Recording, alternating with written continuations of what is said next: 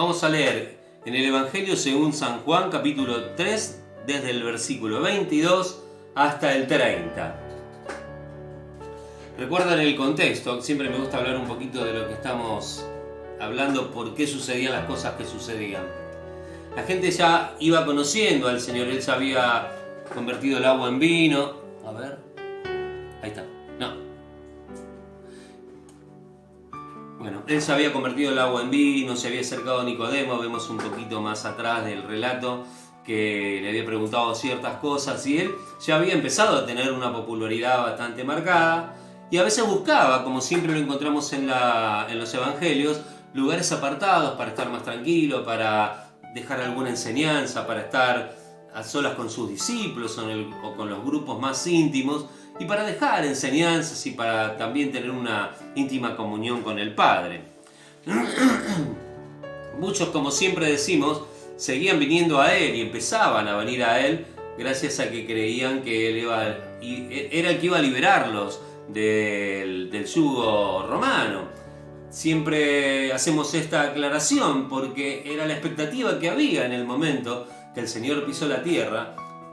Y desde la antigüedad hasta este momento siempre se pensó de parte de Israel que aquel que viniera como Mesías iba a ser aquel que los iba a liberar de la esclavitud del gobierno que fuera. Y como en este momento de la historia estaba siendo subyugado el pueblo por el pueblo romano, era el momento adecuado en el cual ellos necesitaban de esta salvación, de esta libertad. Sin embargo, siempre decimos que la libertad que Él ofrecía y que Él permanentemente enseñaba tenía que ver con la libertad del pecado, con la libertad de la esclavitud, de vivir sin Dios, con la libertad de ser personas que pudieran gozar de la presencia de Dios, lejos del pecado, antes que la libertad propiamente dicha de una nación opresora. Vamos a leer entonces Juan del 3, del 22 al 30.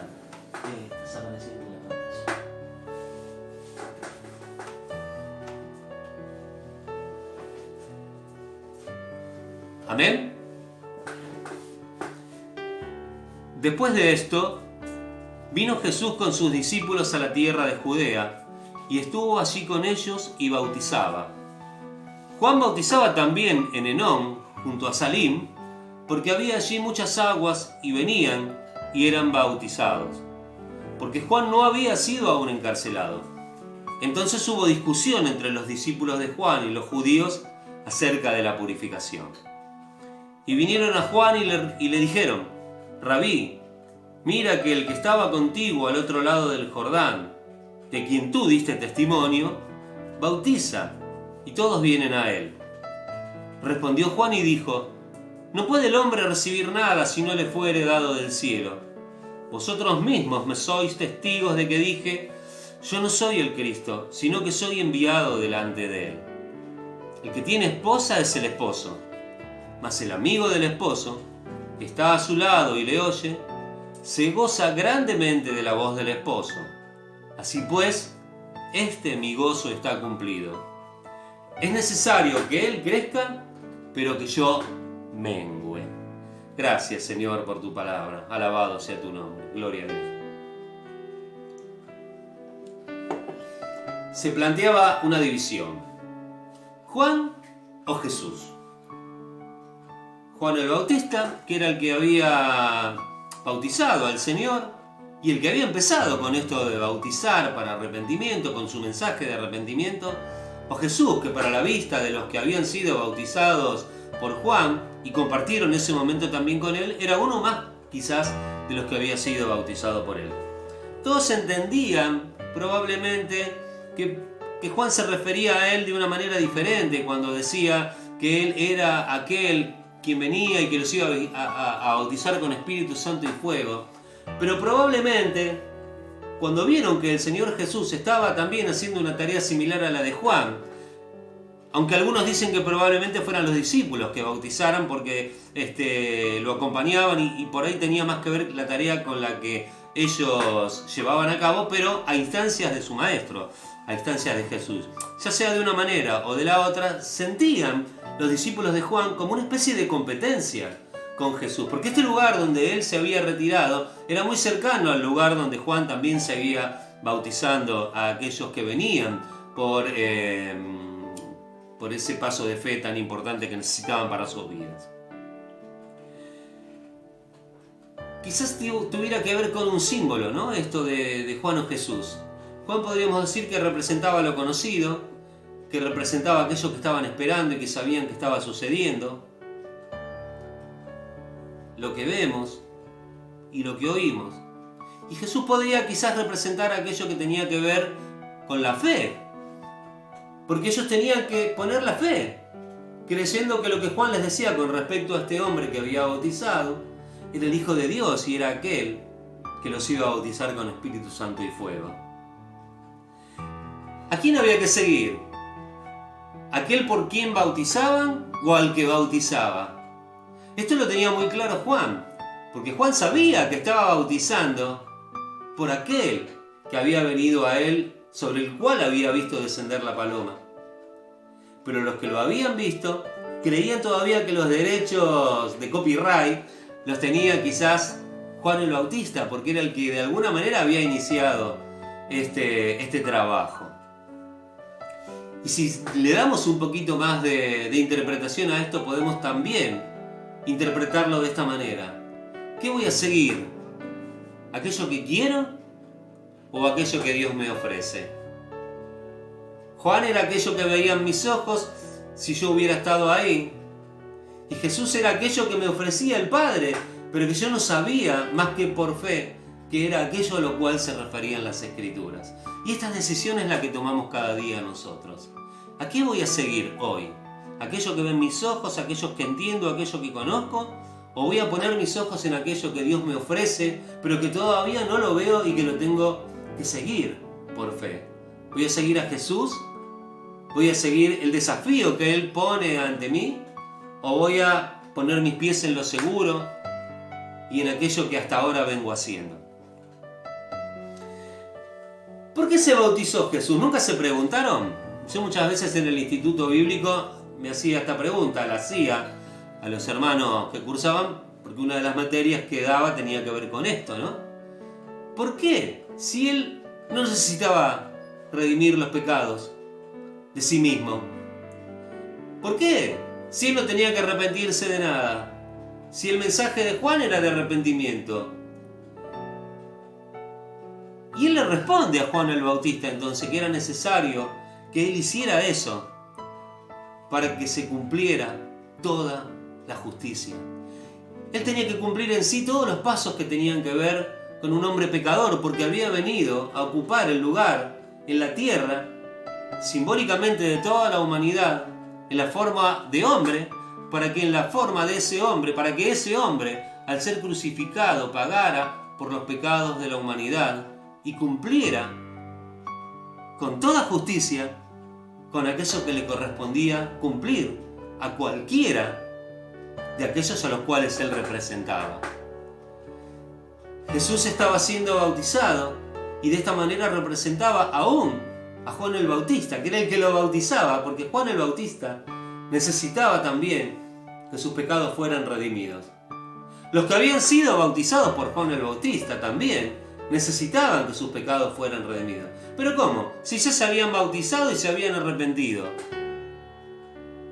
El bautismo es un símbolo de que morimos a una vida para renacer a otra, que le entregamos nuestro corazón al Señor y que queremos vivir libres de pecado, aceptando el sacrificio que Él hizo por nosotros. Pero el bautismo nos salva en sí mismo.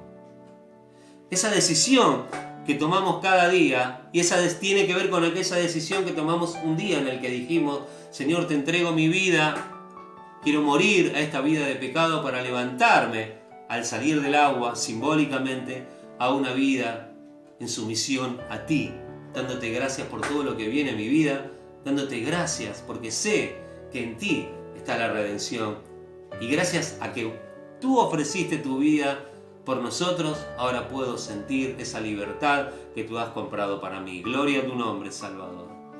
Aleluya, gloria a tu nombre. Gracias, Señor. Gloria a tu nombre. Gracias, Señor. Y Juan el Bautista les enseñaba, les había enseñado que al cual ellos quizás le tuvieran celos, quizás tenían celos de que le quitara la clientela a Juan el Bautista. Porque no nos olvidemos que era esto lo que pensaban los religiosos de aquella época, ¿no? Cuando Jesús se enfrentaba con ellos y subestimaba el trabajo que hacían con sus rituales y con todas las aberraciones que en el nombre de Dios se cometían, creyendo que a través de los ritos iban a obtener algún beneficio o alguna dádiva o la salvación de parte de Dios, se sentían muy ofendidos y querían que todo lo que tuviera que ver con Jesús fuera desestimado y no fuera tenido en cuenta, y era despreciado y era tenido por poca cosa. Quizás algunos de los discípulos de Juan también sintieran eso mismo en sus corazones. Y esas disputas, esto es mío, esto es tuyo, no me toques, yo no te toco, viene como dicen los chicos que juegan así a tocarse la cara y le dice uno al otro, vos no te me toques, yo no te toco, toco el aire, ¿nunca jugó a eso? Y por ahí uno se le escapa la mano y es el más grande del lío, ¿no? Vos no me toques, yo no te toco, toco el aire, y le pegó a uno y mejor, bueno, corre porque el otro te quiere pegar. Y ese sentimiento infantil a veces está en los adultos. No, estos son los discípulos de mi Señor, estos son de Juan, ¿eh? ¿Quién es? Encima que es un bautizado por Juan, me vine a sacar de la grey que tanto trabajo nos costó juntar. Miren lo que dice Pablo en 1 Corintios 3, del 1 al 4. De manera que yo, hermanos, no puedo hablaros como a espirituales, sino como a carnales, como a niños en Cristo. Os di a beber leche y no vianda, porque aún no erais capaces. Ni sois capaces todavía, porque aún sois carnales. Pues habiendo entre vosotros celos, contiendas y disensiones, ¿no sois carnales y andáis como hombres? Porque diciendo el uno, yo ciertamente soy de Pablo, y el otro, yo soy de Apolos, ¿no sois carnales? La misma historia. La misma historia a través de los siglos. Esto es mío, que nadie me lo toque. ¿Y vieron lo que dice Juan más adelante? Juan el Bautista, ¿no? No puede el hombre recibir nada si no le fuera dado del cielo. No puede el hombre recibir nada si no le fuera dado del cielo. Claro, probablemente hubiera empezado a mermar la congregación que tenía Juan el Bautista. Y probablemente aquellos que seguían a los discípulos y al Señor habían empezado a crecer en número. El monopolio del éxito. Esto es mío, que nadie me lo toque. Pero si vos lo tenías era porque Dios te lo había dado. Y si ahora está en otro lado, es porque Dios lo puso en otro lado, les enseñaba Juan a sus discípulos. Nada les pertenecía, así como nada tampoco nos pertenece a nosotros. El hombre, pensemos, algo que a mí me encanta siempre llamar a la reflexión es cómo empezó esta historia del pecado en el huerto del Edén. ¿Qué es lo que sedujo a Adán? Que quería ser igual a Dios, que quería tener el poder, que quería tener todo bajo su dominio. Y de alguna manera lo estaba, porque Dios no le dijo que le pusiera nombre a todos los animales, que fuera señor de toda la tierra, pero a él no le alcanzaba, él quería ser igual a Dios. Y muchas veces al hombre no le alcanza con lo que tiene y quiere más, quiere más y quiere más. ¿Por qué? Porque quiere ser igual a Dios, en el sentido de que quiere tener poder, en el que quiere tener dominio sobre todo, que nadie lo contradiga y hacer siempre lo que cada uno quiere. Piensen en las personas famosas. ¿Quiénes son los más famosos del mundo para usted? ¿Quién cree que es la persona más famosa del mundo? ¿Quién cree que es la banda de música más famosa del mundo? El corredor de carreras más famoso del mundo, el boxeador más famoso del mundo, el político más famoso del mundo, el millonario más famoso del mundo. Probablemente, hace 100 años atrás, había alguien, aunque no existían medios de comunicación, que en su entorno hubiera recibido honores como una persona muy elocuente y muy famosa. Y yo probablemente hoy pregunte muchas cosas que puedo leer en un libro de historia. Y si hay alguien que no leyó ese libro de historia, no va a saber de quién estoy hablando. Es más, si yo hablo, todos saben que toda mi vida escuché música desde chiquito y me gustaba leer la historia de las bandas y de los cantantes y qué sé yo. Y si yo preguntara por las bandas, las tres bandas más famosas del mundo, yo diría 3. Y probablemente algún contemporáneo mío, ahora que tuviera 30 años menos que yo, no digo 50 años menos que yo, 30 años menos que yo, probablemente no estuviera tan familiarizado con estos nombres y ni siquiera supiera quién era el bajista de cada una de esas bandas. Quizás conocieran al cantante, al guitarrista, el baterista ni hablar. Vamos a poner un ejemplo concreto. En los años 80 se puso de moda Queen, que hace poco dieron la película y todo el mundo fue al cine a ver la historia de Freddie Mercury. ¿Alguien sabe cómo se llamaba el baterista de Queen? ¿Alguien sabe cómo se llamaba el bajista de Queen? Y fueron la banda más famosa de los años 80. Es más, vamos más atrás. La banda más famosa de la historia después de los Beatles pudieron haber sido los Rolling Stones. Bueno, ¿quién sabe cómo se llamaba el bajista de los Rolling Stones? El baterista, el guitarrista. Y bueno, no digo el cantante porque es más famoso, ¿no? Pero fueron personas absolutamente famosas. ¿Saben? Y hoy probablemente no se acuerde mucha gente de ellos. ¿Saben qué dijo John Lennon? Todos saben quién es John Lennon. ¿Quién fue John Lennon, verdad? En una entrevista él dijo: somos más famosos que Dios. Recuerdan muchos de esto, ¿no? Terrible. Yo no quiero decir que después lo que le pasó por sublevarse o rebelarse contra Dios, porque no soy quien para juzgarlo, pero quiero enfocarlo desde este punto de vista. ¿Cuántos años hace que murió John Lennon? ¿Cuántos años más nos van a recordar? Aún en un medio repleto de medios audiovisuales. ¿Por qué? Porque la fama del mundo es efímera y la fama del mundo no ofrece nada. Y el hombre que ama vivir bajo la fama y bajo el poder que esto conlleva, dentro de poco, si hoy es famoso, probablemente dentro de poco no lo sea. Yo cuando era adolescente se contaban historias de que la gente iba por el mundo, los lugares más escondidos del mundo, y decían: argentino, Maradona, ¿se acuerdan? Y hoy, en muchos lugares del mundo, no saben quién es Maradona, aunque les parezca mentira. Y estamos hablando de una persona que llegó probablemente a ser su cara más conocida que la del Papa, y sin exagerar. Porque el hombre no está preparado para la fama. El hombre no está preparado con un corazón que disfrute la fama. Lo que pasa es que lo busca porque quiere ser igual a Dios. Y no se da cuenta que lo que tiene que buscar es ser igual a Dios desde el punto de vista de la humildad, desde el punto de vista de en tener una vida de amor y de bendición para con su prójimo, en tener una vida libre de pecado, porque su corazón ha sido lavado por la sangre de Cristo. Eso es lo que es para nosotros hoy ser igual a Dios. ¿Vieron cuando cantamos: Dios, quiero ser como tú? Señor, quiero ser como tú. No es que queremos crear los cielos y la tierra en forma paralela, ¿no es cierto? Sino que queremos tener un corazón agradecido, manso y dócil, como nos enseña el Señor en su palabra. Gloria a tu nombre, Señor, gloria a tu nombre.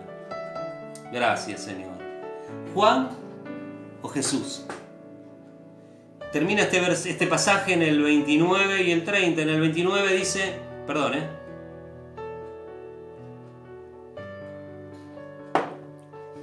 el que tiene la esposa es el esposo, mas el amigo del esposo, que está a su lado y le oye, se goza grandemente de la voz del esposo.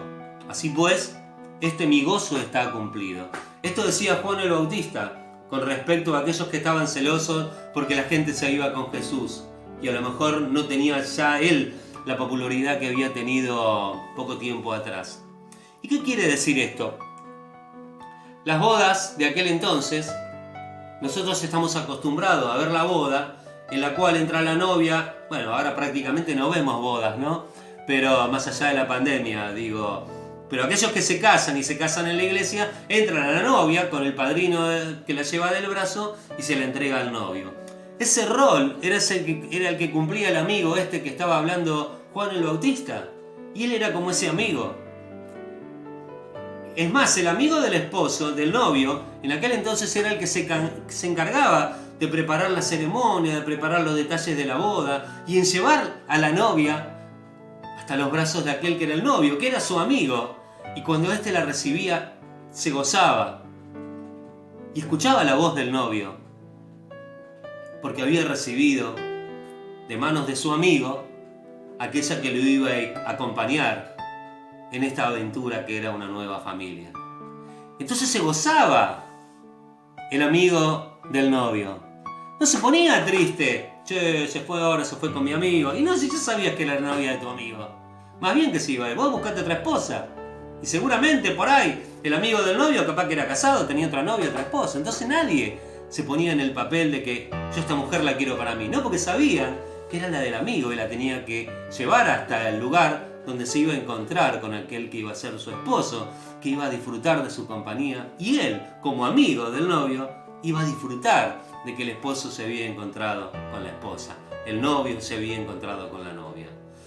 Así denominó Dios en la antigüedad al pueblo de Israel, así nos denomina Dios ahora a nosotros para con el Señor, haciéndonos que ocupemos ese rol de aquel que vamos a ser, el que vamos a acompañar como una esposa eternamente a este Dios maravilloso que ha dado su vida por nosotros en la cruz del Calvario. Dejemos todo en las manos de Cristo. En el versículo 30 termina diciendo, el final del 29 dice: así pues, mi gozo es cumplido. Es necesario que Él crezca, pero que yo mengüe. Esto podríamos decir que podría ser la máxima, como la antítesis más grande hacia lo que significa la fama. Dios, permíteme que yo me achique cada vez más, para que tú seas el que crezca. Busca primeramente el reino de Dios y su justicia, y todas las demás cosas os serán añadidas. Muchas veces en nuestro afán por en querer hacer las cosas bien, ponemos aún nuestro propio carácter y nuestra propia sumisión a Dios y nuestra propia gana de mostrar lo bien que hacemos las cosas por encima incluso de nuestro Dios. Pero que Dios nos ayude, que seamos nosotros los que nos achiquemos y que todo lo que venga a nuestra vida sea aquello que ha venido a nuestra vida porque vino desde el cielo y no porque lo hemos generado engrandeciéndonos nosotros. Que Dios nos ayude. Hoy día todos buscan de alguna manera o de otra quizás ser cada vez más grandes, cada vez tener más número de seguidores, cada vez tener un comportamiento político mejor para que sean más los que lo sigan. Pero que Dios nos ayude para que podamos entender que necesitamos menguar, que necesitamos decrecer, que necesitamos ser insignificantes ante su presencia para que Él sea el que crezca en nosotros y que cada uno de nosotros pueda sentirse libre de pecado totalmente, no por nuestra obra, sino por entregarle nuestro corazón a Él. Gloria a tu nombre, Señor. Y que Él con su sangre bendita nos limpie de todo pecado. Y que Él con su sangre bendita nos llene de esta salvación con la cual nos ha investido el día que le hemos entregado nuestra vida. Ayúdanos, Señor, a menguar y a menguar para que tú crezcas. Gloria a tu nombre, Señor. Gloria a tu nombre. Gracias, Señor. Juan el Bautista nos muestra que podemos ser muy populares y exitosos por fuera y aún así ser humildes. Porque esto no quiere decir que cuando vienen 3 personas a la iglesia a la tercera le echemos porque tenemos que ser poquitos.